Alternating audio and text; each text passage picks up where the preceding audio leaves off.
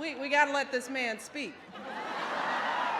And my job is to introduce him, but I want to first start by thanking your great governor, Ted Strickland, for that very kind introduction. But I want to thank a few more people as well. Your Lieutenant Governor Lee Fisher, your Mayor Michael Coleman, Senator John Glenn, and of course, one of my favorite performers in the whole wide world, John Legend. Let's give them all a round of applause.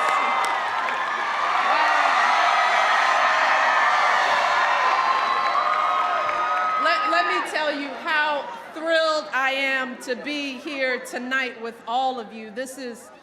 First of all, this is something that I don't do very often.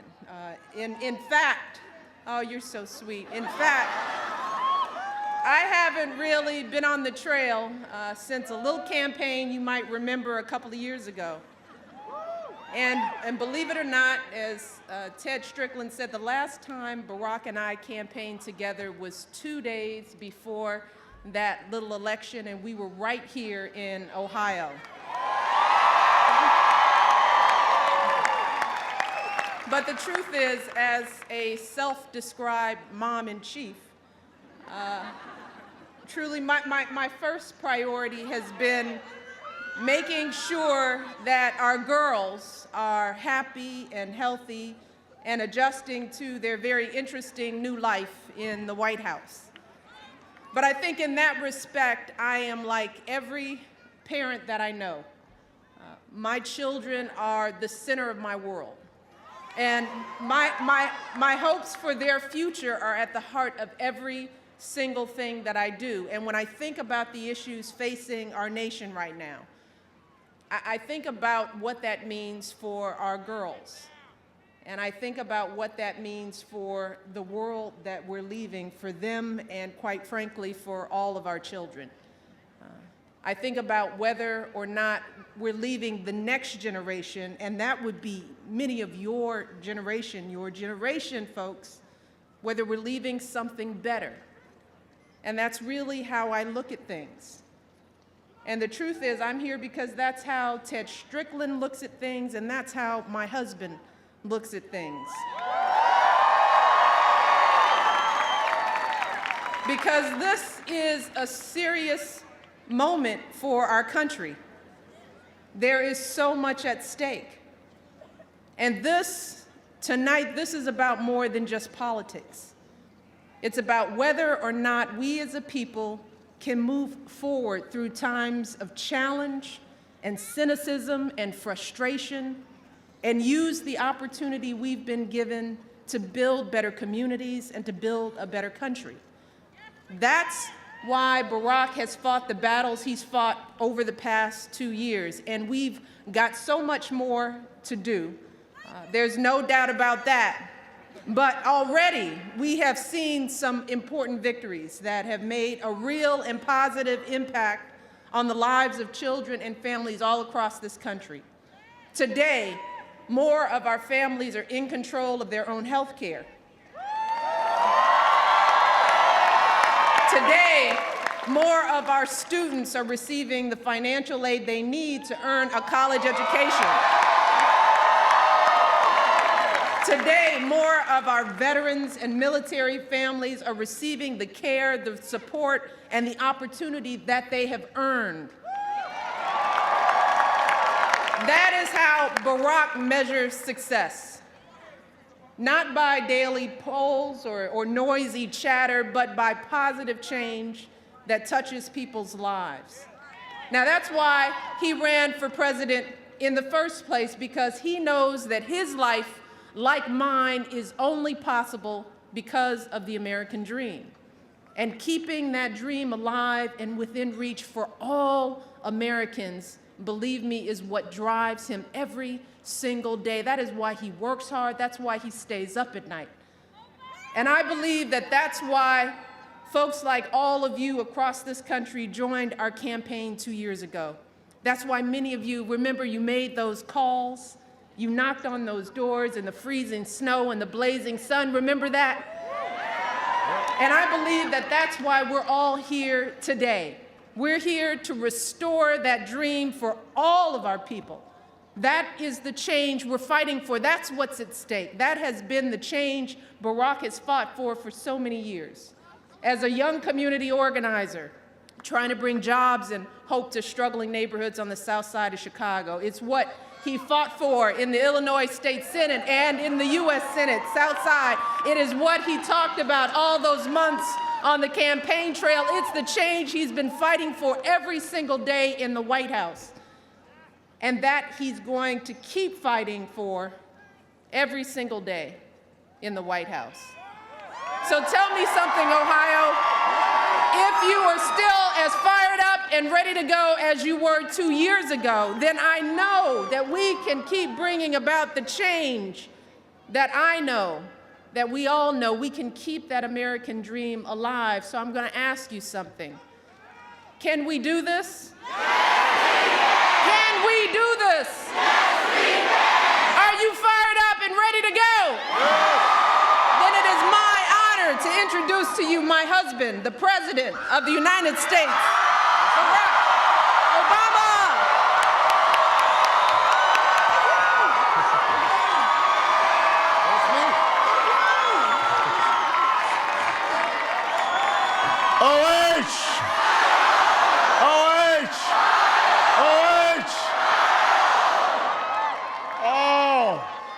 What do you think about Michelle Obama?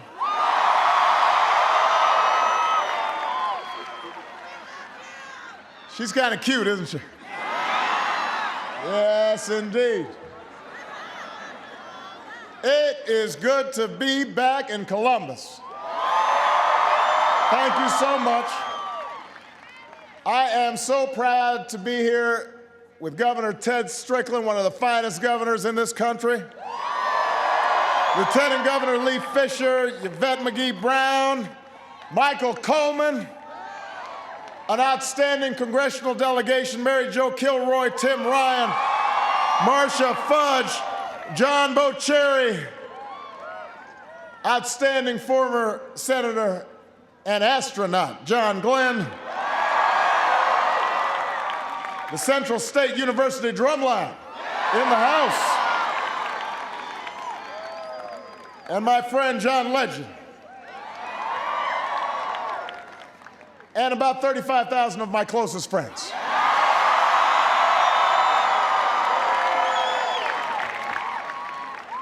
It is good to be here with all of you Buckeyes.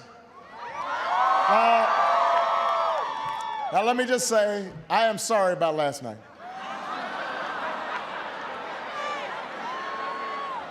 But one thing I know about Buckeyes is y'all don't quit. You get up, you keep fighting, you keep believing. And that's what we need from you right now. We need you fired up.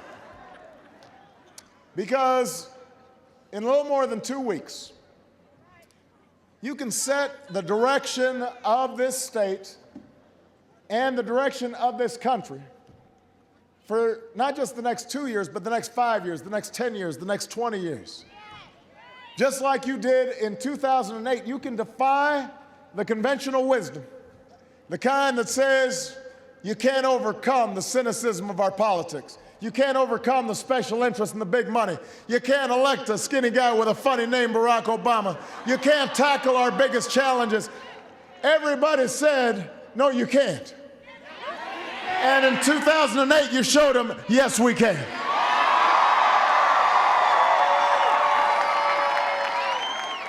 So in 2 weeks, you've got the chance to say once again, yes, we can.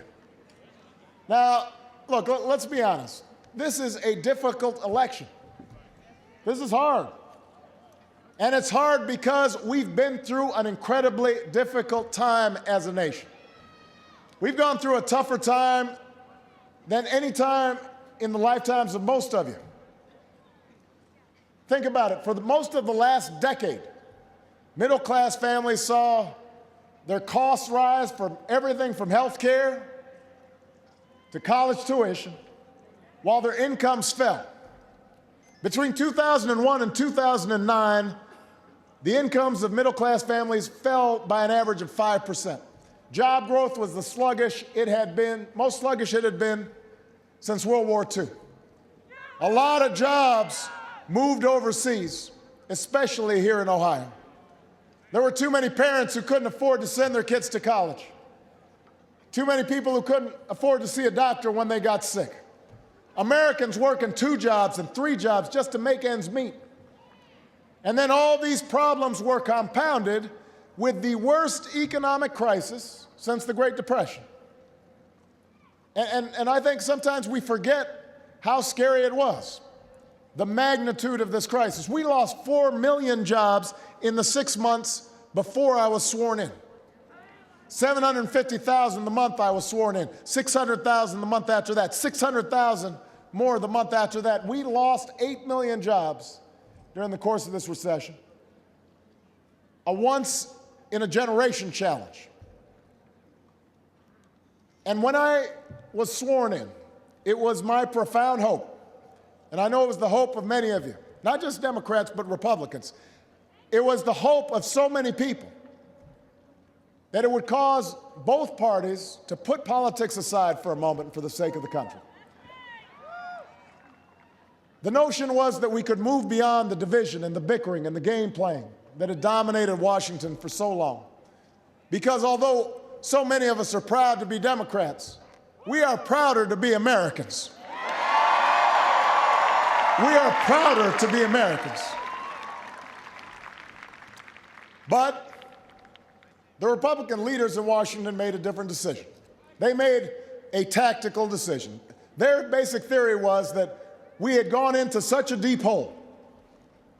The economy was so badly damaged.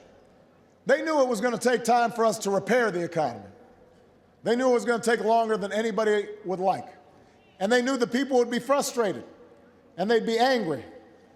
And some of the enthusiasm that we had seen in the 2008 election would start to dissipate as people looked at their friends losing jobs and their small businesses having to close their doors. And they figured if they just sat on the sidelines long enough, and if they opposed everything that we did, if they said no even to policies that traditionally they had supported, then they figured that they could ride people's anger and frustration all the way to success in the next election. That was their working theory. In other words, they were basically counting on you forgetting who caused the mess in the first place. And now they're sitting back, and they basically want you to believe that this election is a referendum on the economy, a referendum on me. They don't want you to understand this is a choice, but make no mistake, this election is a choice, and the stakes could not be greater. Because if they win this election, the chair of a Republican campaign committee has promised that they will pursue the exact same agenda as they did before they took office. Now, so just understand, this is not like the Republicans went off and they said, boy, we really screwed up. We've got to rethink everything. And they went off into the desert and they meditated, and then they finally came back with some new ideas. That's not what happened. The very same agenda, and we know what that agenda is. You cut taxes for millionaires and billionaires. You cut rules for special interests, whether it's insurance companies that want to drop your coverage when you get sick, or credit card companies that want to jack up your rates, or Wall Street banks that are dealing in all kinds of derivatives that end up crashing the market. You cut the middle class loose to fend for themselves. They'll tell you it's the ownership society, but basically it's saying you're on your own. If you lose your job, you're on your own. If your child doesn't have health care, tough luck, you're on your own. You're a young person, you can't afford to go to college, too bad. Lift yourself up by your own bootstraps, you're on your own. It's an agenda that turned a record surplus into a record deficit. An agenda that produced slower job growth than we've had this past year. an agenda that let Wall Street run wild at the expense of folks right here on Main Street, an agenda that nearly destroyed the economy. Do they think that we have forgotten? I mean, it's not like we didn't try what they're peddling. We tried it for 8 years. It didn't work. And if they take over Congress, the other side has already promised to roll back health reform so that insurance companies can go back to denying you coverage when you get sick. They want to roll back Wall Street reform so that taxpayers can be on the hook for the next bailout. They want to let credit card companies hit you with hidden fees or penalties. They want to cut education by 20% to help pay for a $700 billion tax break for the wealthiest 2% of Americans, folks who don't need it and wouldn't. Look, this is the same theory they have been peddling for years. And Ohio, it is up to you to tell them we do not want what they are selling. We've been there before and we are not going back.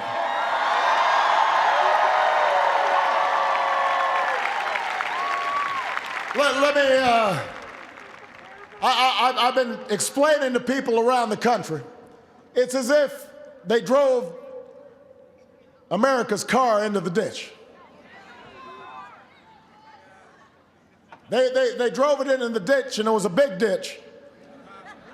And so I came along, and Ted Strickland came along, and we put on our boots, and we went down into the ditch. And it was hot down there, and it was muddy. There were bugs. But we said that's okay.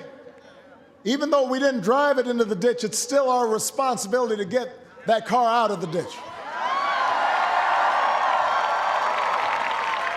And so we pushed, and we pushed, and every once in a while we'd look up, and up on the road you'd see the Republicans standing there, fanning themselves, sipping on a Slurpee, having a latte. And we'd say, hey, why don't you come down and help push a little bit? We need some help down here. And they'd say, no, that's all right. They said, but you need to push harder. You're not pushing the right way. And we just kept on pushing. We kept on pushing. Finally, we get this car up on level ground. It's pointing in the right direction. We're ready to move America forward. But the next thing we know, we get this tap on our shoulder, and we look back, and who is it? It's the Republicans. And they say, we want the keys back.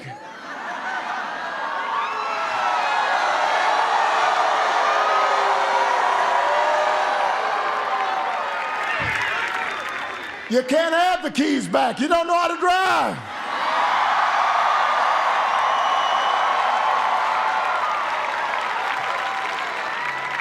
Now, if you want, you can roll with us.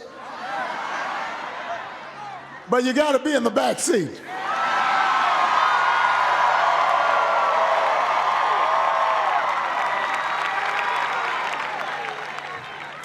I don't know if you've noticed, if you want to take your car forward, you got to put it in what? In D. If you want to go backwards, it goes what? We don't want to go backwards. We're moving America forward.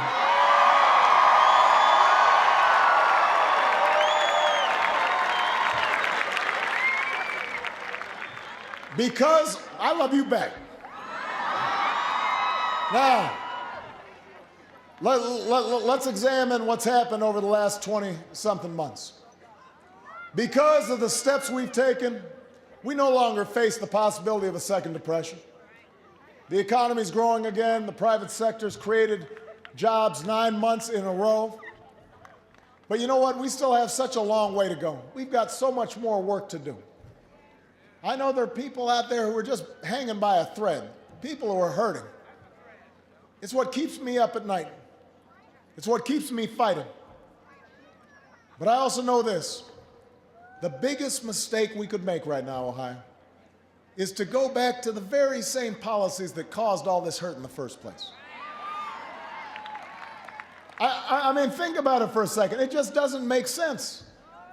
The other side is counting on all of you having amnesia, just forgetting what happened here. We can't return to a philosophy that nearly destroyed our economy and decimated the middle class right here in Ohio. And I say this not to relitigate the past. I say it because we can't relive the past. And that's what this election's about. Not just where we've been, but where we want to go. Not where we are right now, but where we want to be 10 years from now and 20 years from now. What does America's future look like? What's the work we've got left to do? This election is not just about moving forward versus moving backwards. It's also a contest between our deepest hopes and our deepest fears. And the other side is playing on fear. That's what they do. That's what they do.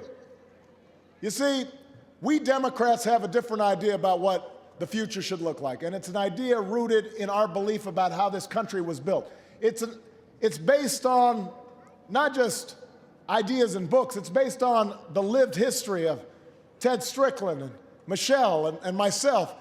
We didn't come from wealthy families. We didn't come from famous families. We came from working families.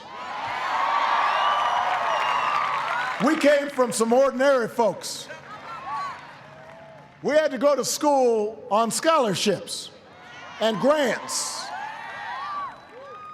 You know, if we wanted some spending money, we had to work for it.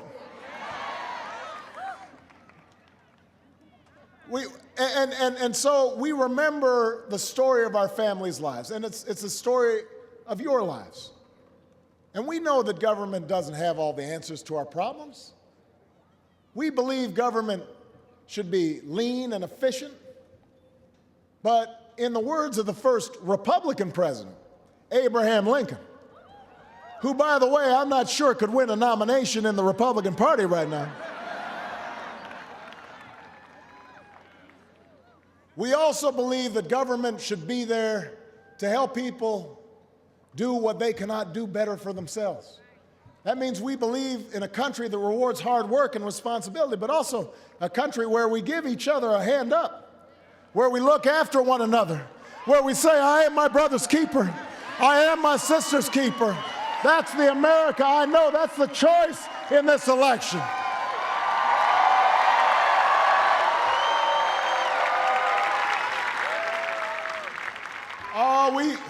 We see a future where the next century is driven by American innovation, American ingenuity. We don't want to give tax breaks to companies that ship jobs overseas. We want to give tax breaks to companies right here in the United States of America, to small businesses and American manufacturers and clean energy companies, because we want the solar panels and wind turbines and electric cars made right here in the US of A by American workers. That's the choice in this election. We see an America where every citizen has the skills, the training to compete with any worker in the world. The other side might think it's a good idea to cut education by 20%. But let me tell you who doesn't think that. China doesn't think it's a good idea. South Korea, India, they don't think it's a good idea. They're not cutting back on education because they're not playing for second place. And the United States of America doesn't play for second place. We play for first.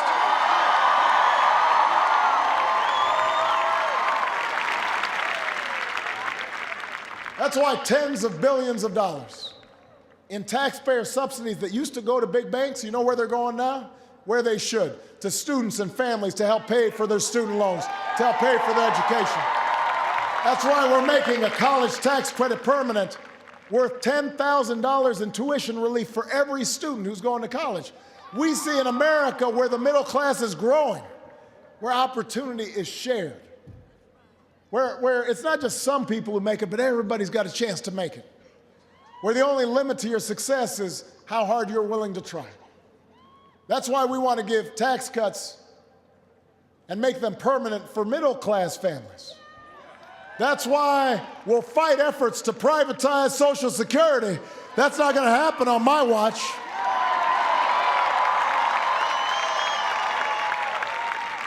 We're not going to take the retirement savings of a generation of Americans and hand it over to Wall Street. That's why we refuse to go back to the days when insurance companies or the banks or the oil companies had free rein to do whatever they wanted, running roughshod over the interests of middle-class families. I want to make sure that insurance companies, if you're paying your premium, then they're paying for your health care when you get sick. I want to make sure that credit card companies aren't hitting you with hidden fees and penalties. I don't want taxpayers to be on the hook for Wall Street's mistakes. I do that as somebody who profoundly believes in the free market, but the free market works when there are rules of the road in place. And when the best businesses, the ones that are competing for your business on the basis of high quality and a good price and good customer service, when they're the ones who succeed because there are decent rules out there. Looking out for consumers, looking out for you, that's the choice in this election. That's what we're fighting for. That's what we're fighting for. Now, I want to warn you about something. And by the way, I hope you don't mind I'm losing my voice because I'm still fired up. But I got some campaigning to do over the next couple weeks here. Right now, the same special interests that would profit from the other side's agenda, they're fighting back. The empire's striking back. To win this election, they are plowing tens of millions of dollars into front groups. They're running misleading negative ads all across the country. They don't have the courage, they don't have the gumption to stand up and disclose their identity. It could be insurance companies, banks. We don't know. This isn't just a threat to Democrats, this is a threat to our democracy. And the only way to fight it, the only way to match their millions of dollars is all of you. Millions of voices who are ready to finish what we started in 2008. That's where you come in.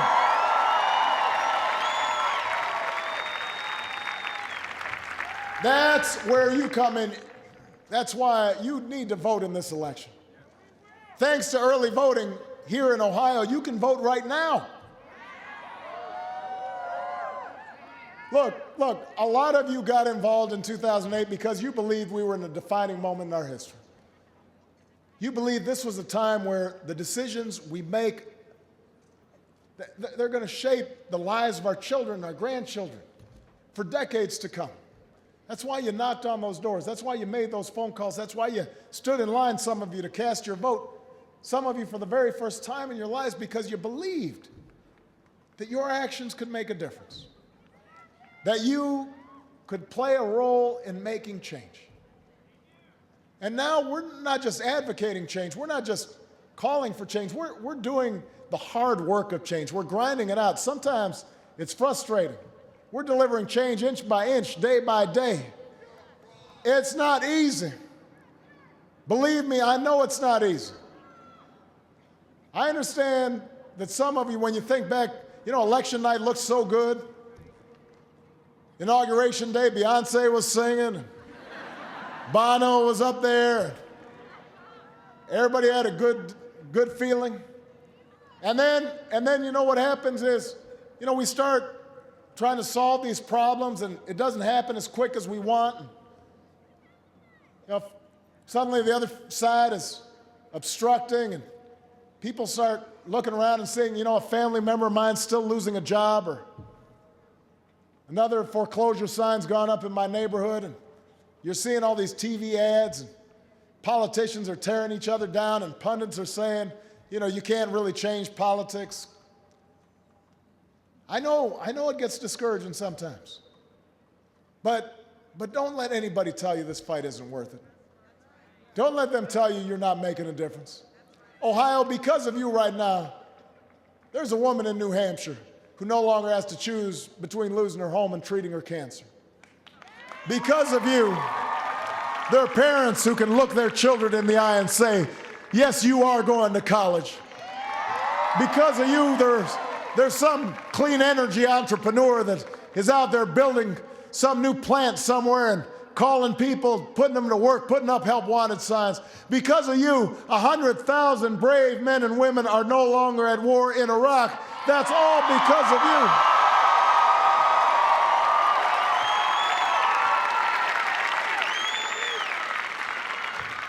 So don't let them tell you the change isn't possible. Don't let them take this country backwards because we didn't fight for it. Because here's what I know. Nothing in America has ever been easy. The very founding of this country was hard. It required a revolution. And when you thought about those 13 colonies coming together, how unlikely was it that they could gain their freedom from the most powerful empire on earth and then draft a document based on principles that had never been tried before? We hold these truths to be self-evident, that all men are created equal, that we are endowed with certain inalienable rights. And then we had to grapple with the legacy of slavery and a civil war. And we had to fight to make sure that workers could get a decent deal on their job. And we had to fight to make sure that women got the right to vote. And then World War II came, and we had to fight to defeat fascism and overcome a depression. And when folks came back, we had to invest in them with the GI Bill to make sure we could grow a middle class that was the envy of the world, and win a Cold War and put a man on the moon. Each and every one of those steps required struggle. And each and every time there was somebody out there who said, we can't do that. Each and every time there was somebody who said, you know what, you're wasting your time. So there was somebody who was saying, you know what, change isn't going to happen. And if our parents and our grandparents and our great-grandparents had made the decision to sit it out 50 years ago, 100 years ago, 200 years ago, we wouldn't be here tonight. The only reason we're here is because past generations have been unafraid. They're unafraid to push forward, even in the face of difficulty. They're unafraid to do what's necessary, even when things are uncertain. That's how we got through war. That's how we got through depression. That's why we have civil rights and women's rights and workers' rights. And if you will recapture that spirit, if you are out there knocking on doors and making phone calls, talking to your friends and neighbors, if you do not give up hope, then I guarantee you that not only are we going to win this election, because this was never just about putting a president in the White House. It was about building a movement for change that lasted for a long time. We will build a movement for change that will last 10 years from now and 20 years from now, and we will grow this economy and restore the middle class to its rightful place. And once again, the American dream will be alive and well. God bless you, Ohio, and God bless the United States of America.